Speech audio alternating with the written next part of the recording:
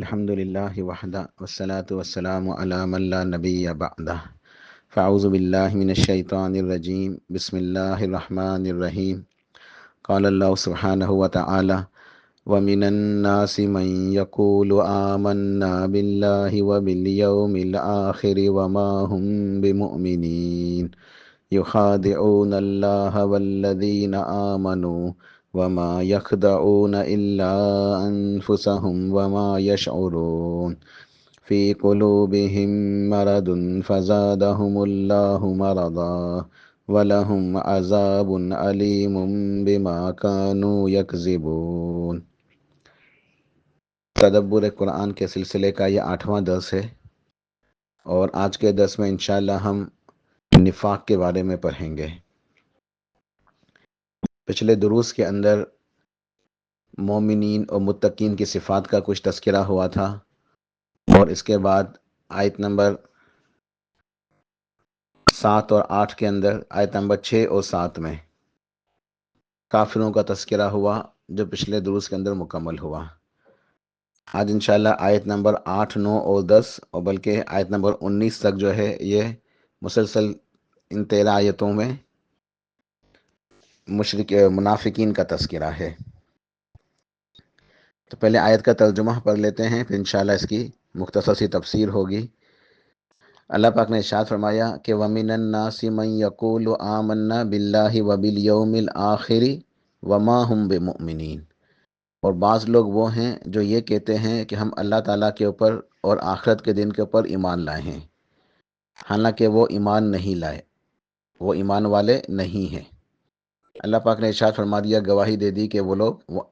ایمان کا دعویٰ کر رہے ہیں، لیکن اصل میں وہ ایمان نہیں لائے، ایمان والے نہیں ہیں، ان کے دلوں کے اندر ایمان موجود نہیں ہے۔ یخادعون اللہ والذین آمنوا، وہ اللہ کو اور ان لوگوں کو دھوکہ دیتے ہیں جو ایمان لائے ہیں، یعنی اللہ تعالیٰ کو اور مومنوں کو دھوکہ دیتے ہیں۔ وما یخدعون الا انفسهم وما یشعرون، مگر وہ صرف اپنے آپ کو ہی دھوکہ دیتے ہیں۔ وہ اپنے تئیں یہ سمجھ رہے ہیں کہ ہم اللہ تعالیٰ کو اور مومنوں کو دھوکہ دے رہے ہیں، مگر حقیقت یہ ہے کہ وہ اپنے آپ کو ہی دھوکہ دے رہے ہیں، خود فریبی کا شکار ہیں، اپنے آپ کے علاوہ کسی اور کو دھوکہ نہیں دے رہے، مگر وہ شعور نہیں رکھتے، نا سمجھ ہیں، سمجھتے نہیں ہیں۔ فی قلوبہم مرض، ان کے دلوں کے اندر نفاق کی بیماری ہے، ان کے دلوں میں بیماری ہے نفاق کی۔ فزادہم اللہ مرضا، تو پس اللہ تعالیٰ نے ان کی بیماری میں اور اضافہ کر دیا، جو کہ وہ اسی نفاق کے اوپر قائم ہیں اور اصلاح کرنا نہیں چاہتے، اللہ تعالیٰ کی طرف پلٹنا نہیں چاہتے، ایمان لانا نہیں چاہتے، اس لیے اللہ تعالیٰ نے ان کے بیماری میں، ان کے نفاق میں اور اضافہ کر دیا۔ وَلَهُمْ عَذَابٌ عَلِيمٌ بِمَا كَانُوا يَكْذِبُونَ، اور ان کے لیے شدید ترین دردناک عذاب ہے، اس بنا کہ وہ لوگ جھوٹ بولتے ہیں، وہ جھوٹے ہیں، ان کی بدعمالیوں کے سبب، ان کے جھٹلانے، جھوٹ کے سبب، دھوکہ دینے کے سبب ان کے لیے دردناک شدید ترین عذاب ہے۔ تو یہ 3 آیتیں ہیں جس کے اندر انشاءاللہ ہم منافقین کے بارے میں پڑھیں گے، نفاق کیا ہوتا ہے اور منافق کون ہے۔ لغت میں نفاق کی جو تعریف ہے وہ یہ ہے، لغت میں نافق فی دینہ، کہ دل میں کفر کو چھپا کر زبان سے ایمان ظاہر کرنے کو کہتے ہیں۔ دل میں کفر چھپا ہوا ہے، دل کے اندر ایمان موجود نہیں ہے، کافر ہیں، تو دل میں کفر کو چھپا کر اپنے کفر کو ہائیڈ کر رہے ہیں اپنے دل کے اندر، اور ظاہر کیا کر رہے ہیں، زبان سے ایمان ظاہر کر رہے ہیں۔ دل میں کفر کو چھپا کر زبان سے ایمان ظاہر کرنے کو نفاق کہتے ہیں۔ منافقن یہ نافقاؤ سے مشتق ہے، اس سے مراد ہے پوشیدہ، ہڈن چیز، چھپی ہوئی۔ اس سے مراد جنگلی چوہے کا وہ بل ہے جو وہ اس طرح بناتا ہے کہ ایک جگہ مٹی کی صرف اتنی تہ رہنے دیتا ہے کہ سر مارے تو کھل جائے، تو وہ بل کے اس منہ کو چھپا کر رکھتا ہے اور دوسرے منہ کو ظاہر کر دیتا ہے۔ یہ جنگلی چوہا، اس کی یہ فطرت ہے کہ اپنا جو بل بناتا ہے، اس کے 2 منہ بناتا ہے وہ، اور ایک منہ کو جو ہے نا وہ چھپا کے رکھتا ہے، دوسرے کو ظاہر کر دیتا ہے۔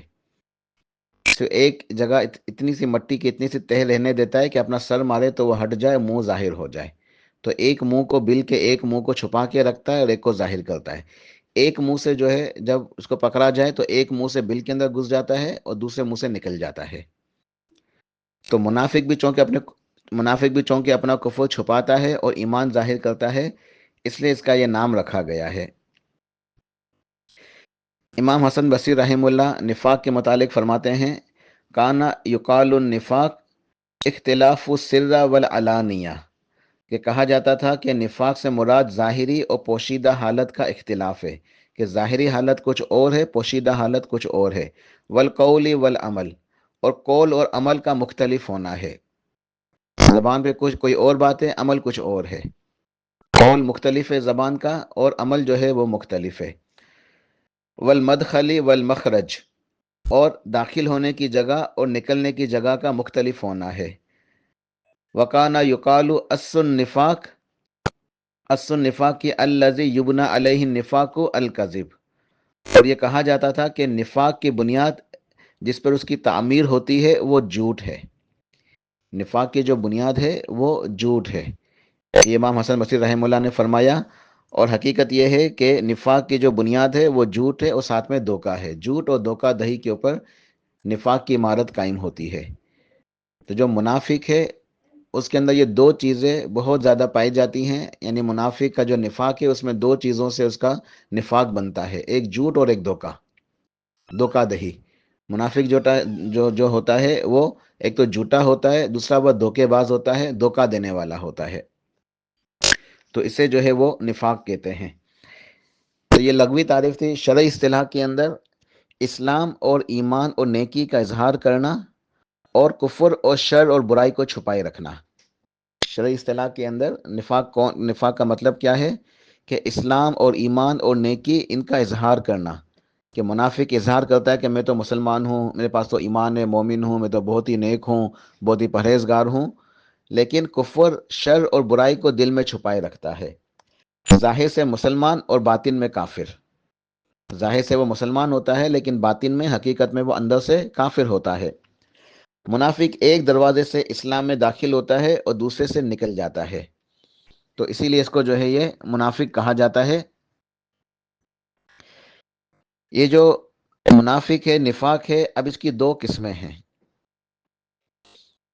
نفاق کی دو قسمیں ہیں. ایک ہے اعتقادی یا عقیدے کا نفاق، یعنی جس کا تعلق دل کے ساتھ ہے کہ انسان کے دل کے اندر کیا بات موجود ہے، وہ اعتقادی نفاق ہے. عقیدے کا نفاق یعنی کہ دل کے اندر جو ہے وہ ایمان نہیں ہے لیکن وہ ظاہر یہ کر رہا ہے کہ میں مومن ہوں. تو ایک اعتقادی جو ہے نا وہ نفاق، جو عقیدے کا نفاق ہے، اور دوسرا ہے عملی یا صفاتی نفاق. عملی یا صفاتی نفاق، اس کا مطلب یہ ہے کہ وہ گنہگار لوگ جو ہیں تو مسلمان، لیکن ان کے اندر نفاق والی علامتیں پائی جاتی ہیں، منافقوں والی عادتیں پائی جاتی ہیں. وہ اعتقادی منافق نہیں ہے، دل کے اندر دل میں ان کے ایمان موجود ہے، وہ ہیں مسلمان، ایمان والے ہیں، لیکن ان کے اندر منافقوں والی علامتیں اور صفات پائی جاتی ہیں. تو وہ عملی طور پہ منافق ہیں، پریکٹیکلی طور پہ وہ منافق کے، ان کے اندر وہ صفات وہ پائی جاتی ہیں، کام یہ وہ کرتے ہیں جو منافقوں والے کام ہیں، لیکن دل کے اندر پھر بھی ان کے ایمان موجود ہے. تو یہ منافق کی دو قسمیں ہیں، ایک اعتقادی منافق اور ایک عملی منافق یا صفاتی منافق. جو پہلی قسم کے منافق ہیں یعنی اعتقادی منافق، یہ تو بدترین لوگ ہیں، اور یہ تو کفار سے بھی زیادہ ان کا جو ہے نا وہ برا انجام ہے، اور یہ ابدی جہنمی ہیں، یہ ہمیشہ جہنم کے اندر رہیں گے. اور جو دوسری قسم کے لوگ ہیں، عملی منافق یا صفاتی منافق، یہ اللہ کے یہاں بدترین مجرم ہیں، مگر ہیں یہ ایمان والے. اب ان کا معاملہ اللہ کی مشیت کے اوپر ہے، چاہے تو اللہ پاک اپنی رحمت سے انہیں معاف کر دے، چاہے تو انہیں عذاب دے، سزا کے طور پہ یہ جہنم میں جائیں، لیکن پھر یہ جہنم سے نکلیں گے اور جنت میں جائیں گے. تو ہمیں اس بات کی سے ڈرنے کی ضرورت ہے کہ ہم کسی بھی طریقے سے جو ہے نا ان باتوں سے بچیں کہ ہمارے اندر کسی بھی طریقے کی کوئی علامت جو نفاق کی علامت ہے، جو نفاق کی صفات ہیں، جو منافق کے کرنے والے کام ہیں، منافقوں کی عادتیں، وہ ہمارے اندر نہ پائی جائیں. ہمیں ان سے بچنا ہے،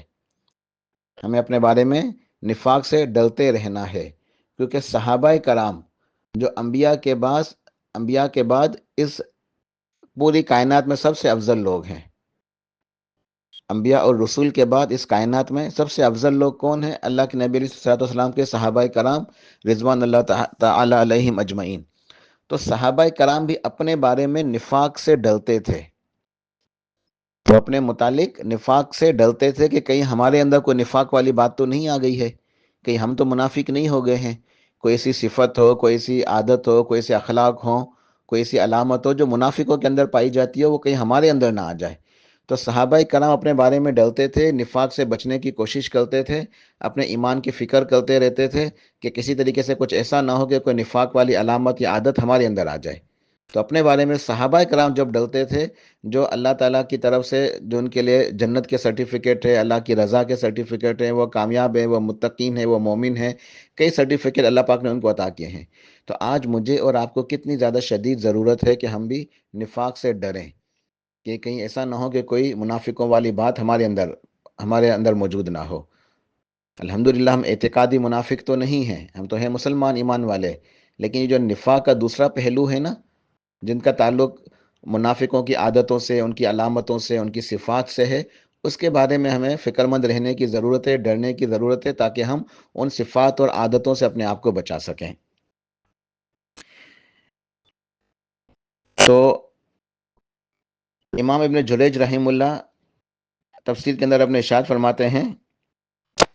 کہ منافق کا قول اس کے فعل کے خلاف ہوتا ہے، اس کا باطن ظاہر کے خلاف ہوتا ہے، اس کا آنا جانے کے خلاف ہوتا ہے، اور اس کی موجودگی عدم موجودگی ہوا کرتی ہے۔ یعنی ان کا دو منہ والے ہوتے ہیں، یہ ان کا ظاہر باطن جو ہے الگ الگ ہے، ہڈن میں کچھ ہیں اور بظاہر جو ہے نا کچھ اور ہیں۔ اچھا، جو نفاق تھا یہ مکہ شریف میں تو جب مکی دور تھا اس میں منافقین نہیں ہوتے تھے۔ اب ان کی ہسٹری انشاءاللہ بتا رہا ہوں کہ اس کی ابتدا کب سے ہوئی، کیسے ہوئی۔ مکہ کے اندر یعنی نبوت کے ابتدائی دور میں مکی زندگی میں مکہ شریف میں تو منافق موجود ہی نہیں تھے، بلکہ بعض لوگ تو ایسے تھے کہ جو زبردستی یہ ظاہر کرتے تھے کہ ہم کافروں کے ساتھ ہیں، مگر وہ دل میں مسلمان ہو جایا کرتے تھے، کیونکہ اس وقت حالات ایسے تھے کہ جو اسلام قبول کرتا تھا ان کے شدید مخالفت ہوتی تھی، اور ان کے جو ہے نا وہ شدید تکلیفیں دی جاتی تھی، پریشان کیا جاتا تھا، پٹائی ہوتی تھی، بہت طرح سے ستایا جاتا تھا۔ تو ان حالات کی وجہ سے بہت سارے لوگ ایسے تھے جو اسلام قبول کر لیتے تھے لیکن اپنے اسلام کو چھپاتے تھے، تاکہ جو ہے نا وہ ان حالات اور ان سختیوں سے جو ہے نا بچ سکیں۔ اور خود نبی علیہ الصلوۃ والسلام نے صحابہ کرام کو اجازت دی تھی، جو کمزور صحابہ تھے، کہ اپنے ایمان کو وہ چھپا کے رکھیں، مشرکین مکہ کے سامنے اس کا اظہار نہ کریں۔ تو یہاں تو بالکل الٹ معاملہ تھا۔ لیکن جب آپ علیہ الصلوۃ والسلام ہجرت کر کے مکہ چھوڑ کے مدینہ تشریف لے آئے، تو یہاں پر جس کا نام پہلے مدینہ کا نام یثرب تھا، تو یہاں اوس اور خزرج کے قبائل آباد تھے۔ اوس اور خزرج یہ زمانے جاہلیت کے اندر جو ہے نا یہ مشرکانہ بت پرستی ان کے اندر موجود تھی، لیکن جب آپ نے ہجرت فرمائی اور یہ لوگ مسلمان ہو گئے تو یہ انصار بن گئے، انہوں نے انصار بن کے آپ کا ساتھ دیا اور صحابی بن گئے اور عظیم مقام اور اونچے مرتبے کو حاصل کر لیا۔ تو اوس اور خزرج کے اکثر لوگوں نے اسلام قبول کر لیا، مکمل نے نہیں کیا، لیکن اکثر لوگوں نے اوس اور خزرج کے یہ دونوں قبیلے یثرب کے اندر آباد تھے، تو انہوں نے جو ہے نا اسلام قبول کر لیا۔ اب مدینہ کے اندر یہودی بھی آباد تھے، یہودیوں کے تین قبیلے تھے، بنو قنیقہ، بنو نذیر اور بنو قریظہ۔ ان لوگوں نے جو ہے نا ابھی تک اسلام قبول نہیں کیا تھا۔ اچھا، اللہ کے نبی علیہ الصلوۃ والسلام کی ہجرت سے پہلے یثرب کے اندر جو یہ دونوں قبیلے آباد تھے، یہ یہاں کے جو ہے نا یہ پرانے رہنے والے تھے، رہائشی تھے، اوس اور خزرج۔ ان قبائل کے درمیان ہمیشہ سے جنگ ایک شروع سے چلتی بھی آ رہی تھی اور جنگ ہوتی رہتی تھی، ان کا اختلاف تھا، ان میں آپس میں ہمیشہ جنگیں ہوتی تھی، اور یہودی یہاں سازشیں کرتے تھے، چالاکیاں کرتے تھے، ان کو آپس میں ہمیشہ لڑائی جھگڑے کے اندر مصروف رکھتے، لڑائیوں کے اندر، اور ان کو آپس میں جو ہے نا ان کا اتحاد اتفاق ہونے نہیں دیتے تھے۔ تو یہودی نے لڑائیاں کرتے تھے، اور یہ لڑائی کے اندر جو ہے نا یہ بڑی لمبی طویل جو ہے نا جنگیں ہوتی تھیں۔ تو یثرب کے اندر خزرج قبیلے سے ایک شخص تھا، خزرج قبیلے کا ایک شخص تھا جس کا نام تھا عبداللہ بن ابی سلول۔ عبداللہ بن ابی بن سلول یہ ایک شخص تھا، خزرج قبیلے سے تھا۔ یہ ایک قدآور شخصیت تھی، اور لوگوں کے اندر اس کی اہمیت تھی، لوگ اسے اہمیت دیتے تھے، اور یہ چاہتا تھا کہ اوس اور خزرج جو ہے یہ دونوں اپنی لڑائیاں ختم کر دیں، دونوں صلح کر لیں، تو دونوں مجھے اپنا سردار مان لیں، دونوں مجھے اپنا سردار مان لیں۔ اور اس کی شخصیت بھی ایسی تھی کہ یہ باتیں کرنے کا بہت ہی تیز تھا، زبان کا بہت تیز تھا، بہت چالاک تھا، عیار انسان تھا،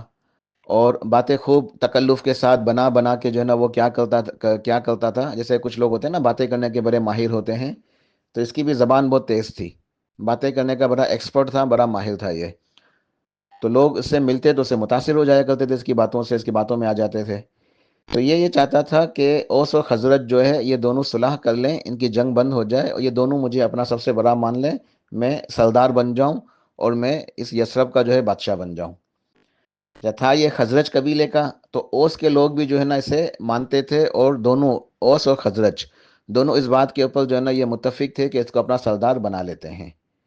تو دونوں اس کو جو ہے نا اس کی بادشاہت کے لیے جو ہے نا تیار تھے، اور اس کی بادشاہت کا اعلان کا پختہ ارادہ بھی ہو چکا تھا قبیلوں کے اندر، قبائل کے اندر، اور یہ سردار بالکل بننے والا تھا، اس کی تاج پوشی ہونے والی تھی کہ اچانک بالکل ہی الٹ معاملہ ہو گیا، اور سرتاج رسول صلی اللہ علیہ وسلم جو ہے مدینہ تشریف لے آئے، اوس اور خزرج کے لوگ مسلمان ہو گئے، وہ صحابی بن گئے، تو اس کی جتنی بھی سرداری کے خواب تھے سب کے سب چکناچور ہو گئے، ٹوٹ کے رہ گئے، یہ ویسے کا ویسے ہی رہا۔ اس کے سارے پلان جو تھے، اس کی خواہش تھی کہ میں جو ہے نا اوس اور خزرج کا جو ہے نا میں یثرب کا پورا بادشاہ بن جاؤں گا، اس کے بادشاہت کا خواب ٹوٹ گیا۔ تو یہ اسی وقت سے اللہ کے نبی علیہ الصلوۃ والسلام کا سخت ترین دشمن ہو گیا، اسلام کا اور مسلمانوں کا اور پیارے رسول اللہ صلی اللہ علیہ وسلم کا سخت ترین یہ دشمن تھا، بدترین دشمن تھا، دل کے اندر اس کے شدید ایک جو ہے نا نفرت تھی، کیونکہ اس کی سرداری جو ہے نا وہ ختم ہو گئی، سرداری جو ہے نا سردار بنتے بنتے، بادشاہ بنتے بنتے یہ رہ گیا، تو اس کے دل کے اندر بہت زیادہ جو ہے نا نفرت تھی، لیکن اس کا کچھ بس نہیں چلتا تھا کہ یہ کیا کرے، کیونکہ اسلام کو الحمدللہ روز جو ہے نا وہ ترقی حاصل ہو رہی تھی، اسلام کے اندر جو ہے نا اضافہ ہو رہا تھا، لوگ مسلمان ہو رہے تھے، یہاں تک کہ جو ہے وہ بدر کا جو ہے نا معرکہ آ گیا، بدر کی لڑائی ہوئی۔ بدر کے موقع پہ یہ بڑا خوش تھا، وہ یہ سمجھ رہا تھا کہ اب بدر کی جنگ ہو رہی ہے، تو کافر تو وہ زیادہ ہیں مشرکین، جو ابو سفیان جو مکے سے لے کے آیا تھا، تو اب یہ لوگ جو ہے نا ان لوگوں کو ختم کر دیں گے، یہ لوگ جو ہے نا یہ ان کے ملیا میٹ ہو جائیں گے، یہ ان کا جو ہے نا یہ پوری کہانی ختم ہو جائے گی مسلمانوں کی، مسلمان کا وجود ختم ہو جائے گا، اور پھر سے جو ہے نا مجھے ایک چانس مل جائے گا، میں پھر سے سردار بن سکتا ہوں۔ تو یہ پھر سے خواب دیکھنے لگا تھا، لیکن نتیجہ اس کے بالکل توقع کے برعکس نکلا، اور اللہ پاک نے مسلمانوں کو کامیابی سے نوازا۔ بدر کے معرکے کے اندر، بدر کے غزوے کے اندر مسلمانوں کو کامیابی حاصل ہوئی، اور بالکل عظیم واضح کامیابی حاصل ہوئی، اور مشرکین کو شکست ہو گئی بالکل واضح۔ تو یہ اس نے جب یہ دیکھا کہ اب تو یہ تو اور مسلمانوں کو اور طاقت حاصل ہو گئی، انہوں نے اپنے سے جو ہے نا 3 گنا سے زیادہ بڑے دشمن کو جو ہے نا وہ مارا، اور ان کو بگایا، اور ان کے جو ہے نا لوگوں کو قیدی بنایا، تو اسلام کی ترقی اور بدر کے اندر کامیابی نے سے بالکل جو ہے پاگل کر دیا، مخبوط الحواس ہو گیا یہ۔ اب اس نے دیکھا کہ اب یوں تو کام چلے گا نہیں، تو اس نے اب چونکہ سازشی ذہن تھا، بہت عیار شخص تھا، چالاک تھا دنیاوی حساب سے، تو اس نے پھر بظاہر اسلام قبول کر لینے کا ارادہ کیا کہ اب میں اسلام قبول کر لیتا ہوں، لیکن باطن میں اس نے کافر رہنے کی ٹھانی کہ میں اندر سے تو کافر ہی رہوں گا، لیکن میں اس طرح مسلمانوں سے بدلہ لوں گا، اللہ کے نبی سے بدلہ لوں گا کہ اللہ کے نبی کیوں جو ہے نا بیچ میں آ گئے میری سرداری کے درمیان، میری سرداری رہ گئی، اب میں مسلمان بن کے مسلمانوں کو جو ہے نا نقصان پہنچاؤں گا۔ تو اس نے اس جو ہے نا وہ نیت سے اسلام قبول کر لیا، اور اندر سے یہ بالکل کافر ہی رہا، اور جو کچھ لوگ اس کے زیر اثر تھے، چند لوگ اس کے بات مانتے تھے، تو جو چھوٹی ایک جماعت ہی، زیادہ نہیں تھے، گنتی کے کچھ لوگ تھے، تو ایک چھوٹی جماعت اس کے زیر اثر تھی، اس کی باتوں کو مانتی تھی، اس سے متاثر تھی، اس نے سب کو یہی سکھایا، اس نے سب کو یہی سکھایا، اس طرح منافقین کی ایک جمعیت جو ہے مدینے کے آس پاس قائم ہو گئی،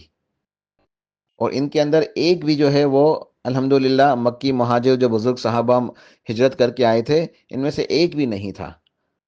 ان میں سے ایک بھی نہیں تھا، بلکہ وہ تو سارے جو ہے نا وہ نیک لوگ جو ہے نا وہ صحابہ کرام بزرگ، وہ سب اپنے اہل و عیال، مال و متاع کی قربانی دے کے جو ہے نا وہ ہجرت کر کے مکہ سے مدینہ آئے تھے، تو صحابہ کے اندر میں سے کوئی بھی جو ہے نا یہ منافق نہیں تھا، صرف یہ چند لوگ تھے، ایک چھوٹا گروہ تھا، جس کی میں نے تاریخ بتائی کہ عبداللہ بن ابی سلول ان کا سردار تھا منافقوں کا، اسے رئیس المنافقین کہا جاتا ہے، کہ منافقوں کا رئیس، ان کا سردار، اور چند لوگ جو ہے وہ اوس و خزرج کے تھے، وہ اس کے جو ہے نا حامی تھے۔ جب یہودیوں نے یہ دیکھا کہ یہ ان لوگوں نے جو ہے نا ایک اسلام قبول کر لیا ہے، لیکن اندر سے جو ہے نا یہ وہی پہلے کی طرح جو ہے نا کافر ہیں۔ اب یہودی سب سے زیادہ عیار ہوتے ہیں اور سازشی ہوتے ہیں، تو انہوں نے جو ہے نا ان کی حمایت کرنی شروع کر دی منافقین کی، پس پردہ، بظاہر نہیں، انہوں نے بھی پس پردہ جو ہے نا سازشیں کی اور منافقین کا ساتھ دینے لگے مختلف معاملات کے اندر۔ تو یہ ان کی تاریخ ہے، کس طریقے سے منافقین جو ہے وہ مدینہ کے اندر ان کی جو ہے نا وہ جماعت قائم ہوئی۔ اب میں نے جیسے بتایا کہ اللہ تعالیٰ نے سورہ بقرہ کے ابتدا کے اندر ان کا جو تذکرہ فرمایا ہے، تو یہ آیت نمبر 8 سے لے کے 19 تک ان کی مختلف باتوں کا جو ہے نا تذکرہ فرمایا ہے۔ یہاں اللہ تعالیٰ نے ان آیتوں کے اندر 10 باتیں ان کی صفات بیان کی ہیں، اور یہ اعتقادی منافق تھے، ٹھیک ہے، یہ عملی منافق نہیں بلکہ اعتقادی منافق کی بات ہو رہی ہے، کہ جو اعتقادی طور پہ یعنی عقیدے کے طور پہ دل سے پکے منافق تھے، کافر تھے، یہ ان کے اندر ایمان بالکل بھی نہیں تھا۔ تو ان کی جو ہے نا 10 صفات کا تذکرہ جو ہے یہاں ان آیتوں کے اندر موجود ہے، سورہ بقرہ کی آیت نمبر 8 سے لے کے 19 تک۔ سب سے پہلی بات یہ کہ یہ لوگ دعویٰ کرتے تھے کہ ہم ایمان والے ہیں، ہم ایمان والے ہیں۔ وَمِنَ النَّاسِ مَن يَقُولُ، ان میں سے کچھ لوگ ایسے ہیں جو کہتے ہیں کہ ہم تو اللہ تعالیٰ کے اوپر ایمان لائے ہیں۔ اللہ تعالیٰ نے کیا شرط کہ وَمَا هُم بِمُؤْمِنِينَ، یہ ایمان والے نہیں ہیں، یہ ایمان والے نہیں ہیں۔ اللہ نے ان کے دعوے کی تردید فرما دی۔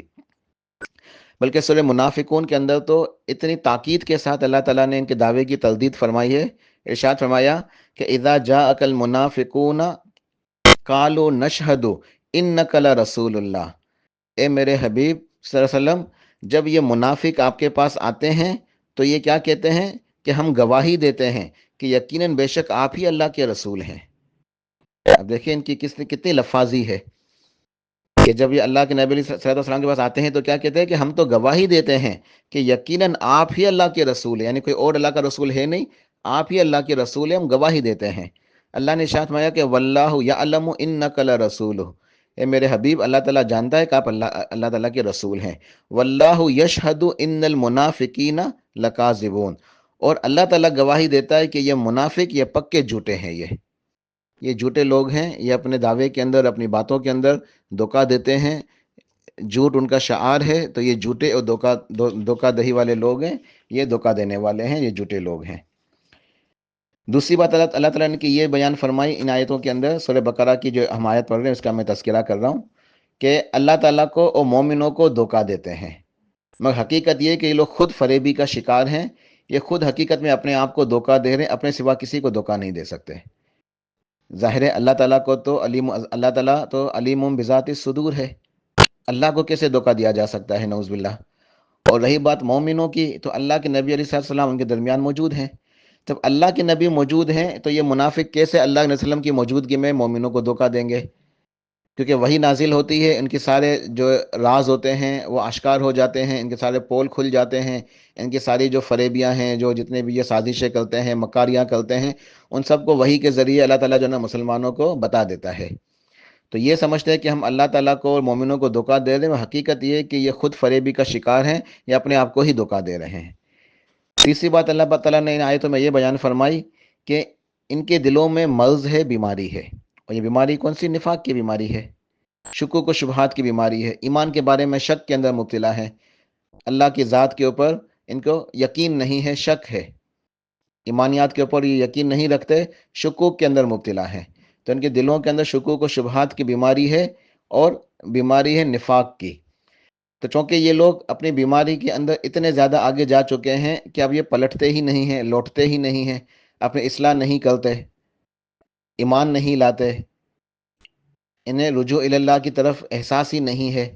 یہ اپنی بدعمالیوں کے اندر، اس دھوکے کے اندر اتنے زیادہ جو ہے نا مبتلا ہو چکے ہیں، اتنا آگے جا چکے ہیں کہ واپس پلٹتے ہی نہیں ہیں، یہ اسلام ہی قبول نہیں کرتے، ایمان قبول نہیں کرتے، توبہ استغفار کر کے اپنے اصلاح نہیں کرتے۔ تو ان کے ان گناہوں کے سبب سے، ان بدعمالیوں، ان سیاہ کاریوں کے سبب سے اللہ تعالیٰ نے ان کے مرض میں اور اضافہ کر دیا، یہ ان کے لیے ایک عذاب کی صورت ہے کہ ان کے دلوں میں نفاق کی بیماری ہے، شکوک و شبہات کی بیماری ہے، تو اس بیماری میں اللہ تعالیٰ ان کو اور مزید اضافہ کر دیتا ہے ان کے جھوٹ اور دھوکہ دہی کی وجہ سے۔ اور اللہ تعالیٰ نے ارشاد فرمایا کہ ان کے اس جھوٹ اور دھوکہ دہی کی وجہ سے ان کے لیے دردناک عذاب ہے، سب سے شدید ترین عذاب ہے،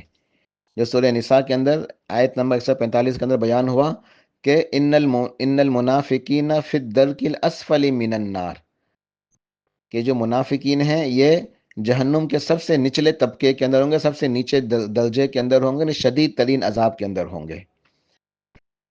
ان کی پانچویں صفت یہ بیان ہوئی ان آیات کے اندر کہ یہ اصلاح کا دعویٰ کرتے ہیں۔ ہم کہتے ہیں کہ ہم تو بڑی اصلاح کرنے والے ہیں،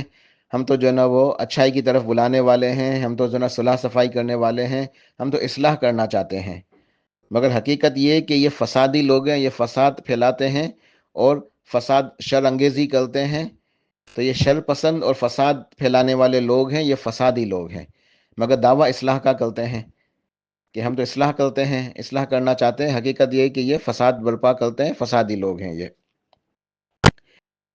چھٹی بات یہ کہ یہ ایمان والوں کو بیوقوف سمجھتے ہیں، یہ سمجھتے ہیں کہ جو لوگ ایمان لائے ہیں، یہ صحابہ، یہ اوس و خزرج کے لوگ بھی جو ایمان لے آئے، یہ سب بیوقوف ہیں۔ اور اللہ نے ارشاد فرمایا کہ حقیقت یہ ہے کہ یہ لوگ خود بیوقوف ہیں، یہ لوگ خود جو ہے نا عقل سے جو ہے نا یہ فارغ ہو گئے ہیں، یہ لوگ بالکل جو ہے نا یہ بیوقوف ہیں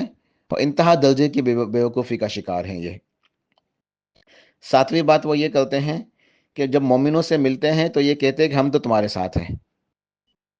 مومنوں کو دھوکہ دیتے ہوئے کہتے ہیں کہ ہم تو تمہارے ساتھ ہیں، مگر جب اپنے شیطانوں سے ملتے ہیں، شیطانوں کے پاس تنہا ہوتے ہیں تو کہتے ہیں کہ نہیں نہیں ہم تو تمہارے ساتھ ہیں، یہ تو ایمان والوں کے ساتھ ہم مذاق کرتے ہیں، یہ تو ہم ان کے ساتھ مذاق کرتے ہیں کہ ان سے کہتے ہیں کہ ہم تمہارے ساتھ ہیں، حقیقت میں اپنے ہم تو تمہارے ساتھ ہیں۔ تو اپنے شیطانوں کو جو نا وہ یہ کہتے ہیں کہ ہم تمہارے ساتھ ہیں، اور مومنوں سے کہتے ہیں کہ ہم تمہارے ساتھ ہیں۔ آٹھویں بات اللہ پاک نے ان کی یہ بیان کی کہ انہوں نے ہدایت کے بدلے گمراہی کا سودا کر لیا، یہ ایمان فروش لوگ ہیں، اپنے ایمان کو بیچ دیا، انہیں ایمان کو حاصل کرنے کا ایک موقع ملا، انہوں نے اسلام قبول کیا بظاہر، اگر یہ دل سے اسلام قبول کر لیتے، دل سے علم حاصل کرتے، عمل کرتے، اخلاص ہوتا ان کے اندر، تو یہ بھی صحابہ بن جاتے، عظیم درجات کو حاصل کر لیتے، مگر انہوں نے کیا کیا؟ انہوں نے ہدایت کے بدلے ہدایت کا راستہ اختیار نہیں کیا، گویا ہدایت کا سودا کر دیا اور ایمان کا سودا کر کے کیا خرید لی؟ گمراہی خرید لی۔ اللہ نے فرمایا کہ انہوں نے جو تجارت کی ہے اس تجارت ان کو کوئی فائدہ نہیں دیا، دنیا کے اندر بھی خسارہ ہے اور آخرت کے اندر شدید ترین عذاب ہے ان کے لیے۔ نویں بات ان کی یہ اللہ پاک نے بیان فرمائی کہ یہ بہرے ہیں، گونگے ہیں، اندھے ہیں، سمن بکمن امیون فہم لا یرجعون، یہ بہرے ہیں، گونگے ہیں اور اندھے ہیں، نہ یہ حق کو سنتے ہیں، کان ان کے پاس ہیں لیکن ان کو حق بات سنائی نہیں دیتی، زبان موجود ہے لیکن حق ان کی زبان سے نکلتا نہیں ہے، آنکھیں ہیں، دنیا کی ہر چیز کے اندر ہوشیار ہیں، دیکھتے ہیں سب کچھ، مگر حق دکھائی نہیں دیتا، حق کی پہچان نہیں ہے، کتاب و سنت کی تعلیمات سے دور ہیں، نہ حق سنتے ہیں، نہ ان کی زبان سے حق نکلتا ہے، نہ حق بولتے ہیں، اور نہ انہیں حق دکھائی دیتا ہے، نہ حق کو دیکھتے ہیں، نہ اسے پہچانتے ہیں، نہ اسے قبول کرتے ہیں، نہ حق کو اختیار کر کے اچھے مسلمان بنتے ہیں، بلکہ اپنی گمراہی کے اندر ہی یہ آگے بڑھتے جاتے ہیں اور جو ہے نا وہ فسق و فجور کے اندر ان کے اضافہ ہوتا رہتا ہے۔ 10ویں بات ان کی یہ بیان فرمائی اللہ پاک نے کہ انہیں ہر وقت ایک ڈر، خوف، گھبراہٹ، بے چینی، ایک پریشانی لاحق رہتی ہے، انہیں ہمیشہ یہ اندیشہ رہتا ہے کہ ان کے پر اللہ کا عذاب آ گیا، کوئی ہلکی سی بھی آواز آتی ہے اس آواز سے بھی ڈر جاتے ہیں، اس آواز کو بھی اللہ کا عذاب سمجھتے ہیں یہ، کیونکہ فطرت کے اوپر نہیں ہے نا، ان کی فطرت مسخ ہو گئی، تو انہیں ہر وقت ایک ڈر، خوف، گھبراہٹ، بے چینی، ٹینشن، ڈپریشن، پریشانی کا شکار ہیں یہ، انہیں کبھی اطمینان قلب اور دلی سکون حاصل نہیں ہوتا،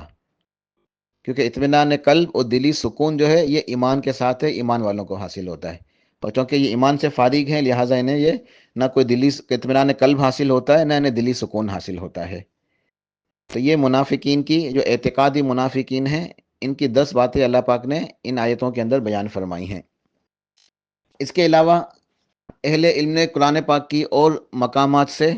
جو ان کی صفات بیان کی ہیں، میں انشاءاللہ اس کو جو ہے نا، چونکہ آج میرا ارادہ یہ ہے کہ اللہ پاک کے توفیق سے انشاءاللہ جو نفاق الاعتقادی ہے، النفاق الاعتقادی یعنی اعتقادی منافق، اس کو ہم کور کر لیں، اس کو ہم پورا کر لیں، اس کے بعد کل کے درس میں انشاءاللہ ہم جو عملی طور پہ نفاق ہے، عملی نفاق یا صفاتی نفاق ہے، عملی طور پہ جو منافق ہے، صفاتی منافق، یعنی وہ نشانیاں، وہ علامتیں، وہ عادتیں، وہ خصلتیں جو منافقوں کے اندر موجود ہوتی ہیں اور جن سے ہمیں بچنے کی ضرورت ہے. تو اس کو انشاءاللہ ہم کل کور کریں، تو آج اور کل 2 دروس کے اندر ہمارا نفاق کا جو ہے وہ موضوع پورا ہو جائے اللہ پاک کی توفیق سے. تو ہم اعتقادی جو منافق ہے، نفاق الاعتقادی، ان کی کتنی قسمیں ہیں، ان کی کیا کیا صفات ہیں. یہ 10 صفات تو میں نے ان آیتوں سے جو سورہ بقرہ کی ابتدائی آیتیں ہیں ان سے میں نے بیان کی. اب قرآن پاک کی اور مقامات میں بھی ان کا تذکرہ موجود ہے، تو وہ بھی انشاءاللہ پڑھ لیتے ہیں تاکہ ہم جو ہے نا یہ ان کے اچھے طریقے سے ان کی پہچان ہو سکے کہ اعتقادی منافق کون ہے. اہل علم نے سورہ بقرہ کی ان آیات کے علاوہ باقی قرآن پاک کے مختلف مقامات سے ان کی مزید 10 صفات کا یا 10 نشانیوں کا تذکرہ کیا ہے، 10 ان کی اور علامتیں بیان کی ہیں،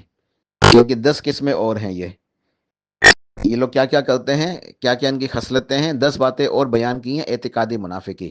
10 تو ابھی ہم نے بیان کی سورہ بقرہ کی آیات سے ابتدائی، اور باقی 10 اور قرآن پاک کے مقامات سے جو اہل علم نے بیان کی ہیں. ان کی پہلی صفت یہ ہے اعتقادی منافق کی کہ یہ ان کے دل میں کفریہ اعتقاد رکھنا اور کفریہ عقائد کو چھپانا. یہ ان کی صفت ہے، دل میں کفریہ اعتقاد رکھنا اور کفریہ عقائد کو چھپانا. یعنی دل کے اندر ان کے جو ہے نا وہ کفر موجود ہے، کفریہ باتیں ہیں، کفریہ عقیدہ ہے، کفریہ اعتقاد ہیں، تو دل میں کفریہ عقائد کو رکھتے ہوئے کفریہ عقائد کو یہ چھپاتے ہیں. دوسری ان کی خصلت یہ ہے کہ جانتے بوجھتے ہوئے اللہ تعالیٰ کے ساتھ شرک کرتے ہیں. انہیں پتہ ہے، سمجھتے ہیں کہ یہ شرک ہے، اس سے بچنا ہے اور اللہ کی عبادت کرنی ہے، لیکن یہ جان بوجھ کے، سمجھتے ہوئے بھی یہ جان بوجھ کے اللہ تعالیٰ کے ساتھ شرک کرتے ہیں. تو ان کی دوسری صفت ہے یہ. ان کی تیسری صفت ہے کہ یہ رسول اللہ صلی اللہ علیہ وسلم کے فیصلوں کو اور آپ کے احکامات پہ کسی اور کے حکم کو ترجیح دینا چاہتے ہیں. سرتاج رسول صلی اللہ علیہ وسلم کے احکامات، آپ کے فیصلے، ان کے اوپر کسی اور کے حکم کو ترجیح دینا چاہتے ہیں، کسی اور کی بات ماننا چاہتے ہیں، اور غیر اللہ کی طرف فیصلہ لے کے جانا اس سے خوش ہوتے ہیں. جب کوئی معاملہ ہو جاتا ہے تو اللہ کے نبی کے پاس نہیں آتے فیصلہ کرانے کے لیے، بلکہ وہ یہ چاہتے ہیں کہ طاغوت کے پاس جائیں، غیر اللہ کے پاس جائیں اور ان سے فیصلے کرائیں. اللہ کے نبی کا فیصلہ انہیں تسلیم نہیں ہے. اللہ کے رسول کے احکامات، آپ کے فرامین، ان کے لیے جو ہے نا وہ ناقابل قبول ہیں، وہ انہیں قبول نہیں کرنا چاہتے، تسلیم نہیں کرنا چاہتے. تو اپنے اختلافات کے اندر، اپنے تنازعات کے اندر، اپنے لڑائی جھگڑوں کے اندر آپ کے فیصلے کو قبول نہیں کرتے، بلکہ غیر اللہ کی طرف فیصلہ لے جانا چاہتے ہیں کہ غیر اللہ سے فیصلہ کرا دیں، طاغوت سے فیصلہ کرا دیں، کسی اور کے فیصلوں کو مانیں، ہم اللہ کے نبی علیہ الصلوۃ والسلام کے فیصلوں کو نہ مانیں. تو یہ ان کی جو ہے نا تیسری صفت ہے. چوتھی صفت ان کی یہ ہے کہ رسول اللہ صلی اللہ علیہ وسلم کی شریعت کے بعض حصوں کو مانتے ہیں اور بعض کو جھٹلا دیتے ہیں، اور زبان سے دعویٰ یہ کرتے ہیں کہ ہم تو ماننے والے ہیں. یعنی آپ علیہ الصلوۃ والسلام کے اوپر جو دین نازل ہوا، جو شریعت اتری ہے، اس شریعت کے بعض حصوں کو ماننا اور بعض کو جھٹلا دینا، اور زبان سے دعویٰ یہ کرنا کہ ہم تو ماننے والے ہیں. اور ان کی پانچویں صفت یہ ہے کہ رسول اللہ صلی اللہ علیہ وسلم اور آپ کے صحابہ کرام سے بغض رکھتے ہیں. یہ ان کے دلوں کے اندر آپ سے اور صحابہ کرام کے بارے میں ایک نفرت ہے، بغض ہے. اور یہ صحابہ کرام کو برا بلا کہتے ہیں، ان کا مذاق اڑاتے ہیں، ان کے اوپر تبرہ کرتے ہیں. تو یہ ان کی صفت ہے کہ پیارے رسول اللہ علیہ الصلوۃ والسلام اور آپ کے صحابہ کرام سے یہ بغض رکھتے ہیں، دل کے اندر کینہ، کبر، نفرت رکھتے ہیں، صحابہ کرام کو برا بلا کہتے ہیں، ان کا مذاق اڑاتے ہیں. یہ اگلی صفت ان کی یہ ہے کہ یہ اسلامی شریعت سے بھی نفرت رکھتے ہیں، بغض رکھتے ہیں. ان کا دل صاف نہیں ہے شریعت کے بارے میں، دین کے بارے میں، دین سے یہ بغض رکھتے ہیں، نفرت کرتے ہیں. اور اگلی صفت ان کی یہ ہے کہ اسلام کے زوال سے خوش ہوتے ہیں. اسلام کو کوئی زوال آ جائے، کوئی نقصان ہو جائے، تو اسلام کے نقصان سے، اسلام کے زوال سے انہیں خوشی ہوتی ہے. تو گویا اسلام کے یہ دشمن ہیں. اگلی صفت ان کی یہ ہے کہ اسلام کی سربلندی سے اسلام کو عروج حاصل ہوتا ہے، ترقی ہوتی ہے، اسلام کو فائدہ حاصل ہوتا ہے. تو اسلام کی سربلندی، اسلام کا عروج، اسلام کو فائدہ ملنا، یہ انہیں رنج و غم میں مبتلا کر دیتا ہے. اسلام کی سربلندی، اس کے عروج، اس کے فائدے سے یہ رنج و غم میں مبتلا ہو جاتے ہیں، انہیں شدید تکلیف ہوتی ہے، رنج و غم ہوتا ہے، یہ پریشان ہو جاتے ہیں کہ اسلام کو فائدہ کیوں ہوا، اور اسلام کو نقصان پہنچتا ہے تو یہ خوش ہوتے ہیں۔ اسلام کو کوئی نقصان پہنچتا ہے تو خوش ہوتے ہیں، کوئی فائدہ پہنچتا ہے تو انہیں دکھ ہوتا ہے، انہیں تکلیف ہوتی ہے۔ اگلی صفت ان کی یہ ہے، نویں صفت، کہ یہ اسلام کے مقابلے میں کافروں کی مدد کرتے ہیں۔ اسلام کے مقابلے میں یہ کافروں کی مدد کرتے ہیں۔ اور 10ویں آخری صفت اہل علم کی یہ بیان کی ہے کہ یہ اسلام کے خلاف سازشیں کرتے ہیں۔ اسلام کے خلاف یہ سازشیں کرتے ہیں، مکاریاں کرتے ہیں، فریب اور دھوکہ دہی کے ساتھ اسلام کو نقصان پہنچاتے ہیں سازشوں کے ذریعے۔ تو اسلام اور مسلمانوں کے خلاف یہ سازشیں کرتے ہیں۔ تو ان کی یہ مزید جو 10 صفات ہیں، یہ بھی قرآن پاک میں مختلف مقامات کے اوپر بیان ہوئی ہیں۔ تو یہ دین اسلام کا مذاق اڑانا، دین اسلام سے نفرت کرنا، دین اسلام کی جو ہے نا وہ ترقی سے خوش ہونا، اور کوئی نقصان ہو جائے تو اس سے اوپر یہ خوش ہونا، اور ترقی سے جو ہے نا ان کو تکلیف ہوتی ہے، اور یہ چاہتے ہیں کہ اسلام کو جو ہے نا کوئی فائدہ حاصل نہ ہو، اور صحابہ کرام کو برا بلا کہنا، اور نبی علیہ الصلوۃ والسلام کے فیصلوں کو نہ ماننا، یہ سب ان کی جو ہے نا علامتیں ہیں یہ۔ تو الحمدللہ ہم نے جو اعتقادی منافق تھا اس کی جو ہے نا جو صفات تھی ان کو کور کر لیا، کہ سورہ بقرہ کی جو آیت ہیں اس کے اندر 10 صفات بیان ہوئی، اور باقی مقامات سے بھی 10 صفات بیان ہوئی۔ تو ان کی یہ 20 صفات ہیں، جسے یہ پتہ چلتا ہے کہ یہ اعتقادی طور پہ منافق ہیں، ان کے اندر کفر چھپا ہوا ہے مگر اسلام کا دعویٰ کرتے ہیں یہ۔ اور اللہ پاک نے کیا ارشاد فرمایا کہ ان المنافقین فی الدرک الاسفل من النار ولن تجد لهم نصیرا، کہ یقیناً یہ جو منافق ہیں، یہ اعتقادی منافق کے بارے میں آیت ہے یہ، جو اعتقادی منافق ہے یہ جہنم کے سب سے نچلے گرہے کے اندر ہوں گے، اور کسی طرح کی بھی مدد ان کی نہیں کی جائے گی، کسی طرح کی مدد کو یہ حاصل نہیں کر سکیں گے۔ الا الذین تابوا واصلحوا واعتصموا باللہ واخلصوا دینہم للہ، ہاں مگر وہ لوگ جو توبہ کر لیں، پلٹ آئیں، رجوع کر لیں، اور اپنی اصلاح کر لیں، صحیح ہو جائیں، اپنے ایمان کو صحیح کر لیں، وَاعْتَصَمُوا بِاللَّهِ، اللہ تعالیٰ سے اعتصام کریں، کتاب و سنت کو تھام لیں، کتاب و سنت کو تھام لیں، تمسک بالسنہ کریں، وَأَخْلَصُوا دِينَهُمْ لِلَّهِ، اور اپنے دین کو خالص کر دیں اللہ کے لیے، جو یعنی وہ لوگ جو اپنی اصلاح کر لیں، سچی توبہ کر لیں، اپنے دین کو خالص کر لیں اللہ کے لیے، اور کتاب و سنت سے تمسک کریں،